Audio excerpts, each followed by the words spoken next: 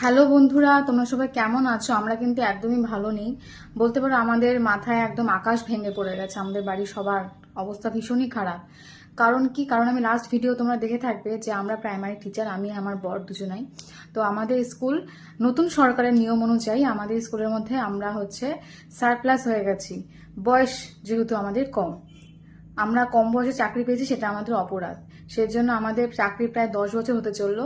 এই সারপ্লাসের এই নতুন নিয়মে বায়োলজিক্যাল এজের জন্য আমাদেরকে বাইরে যেতে হবে। মানে কোথায় যেতে হবে, কি হবে না হবে জানি না, যদিও ব্যাপারটা এখনো বিচারাধীন চলছে, এখনো কমপ্লিট হয়নি।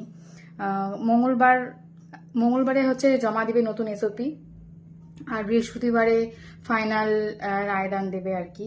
তো ভীষণ টেনশনে আছি। 10 বছর ধরে এক ধরনের জীবন যাপন করছি আমরা। আমাদের ছোট বাচ্চা আছে মিঠি, তোমরা অনেক ভালোবাসা দাও, দেখো ওকে কতটা দুষ্টু। মানে ওকে ওকে কি করে সামলাবো, ওকে কে দেখবে জানি না। আমার বাচ্চার কি হবে? সরকার স্কুলের বাচ্চাদের কথা ভাবছে। এবার আমাদের যে বাচ্চা, আমার যে বাচ্চা, তার কি দোষ, তার কি অপরাধ? সে এক ধরনের জীবনযাপন করে আসছে, আমরা সেইভাবে আমাদের ভবিষ্যৎ এই বুঝেই করেছি যে আমরা এখানে থাকবো, এইভাবে আমাদের জীবনযাপন চলবে। মেয়েকে ওইভাবে স্কুলে ভর্তি করিয়েছি। এবার আমরা যদি দূরে চলে যাই, ওর পড়াশোনার কি হবে, ওর ভবিষ্যৎ কি হবে? এটা সরকার একবারও দেখছে না। সেজন্য আমরা মেন্টালি দিক থেকে ভীষণই বিপর্যস্ত যাকে বলে। জানি না কপালে কি আছে, ভীষণ ভীষণ ভাবে আমরা ভেঙে পড়েছি।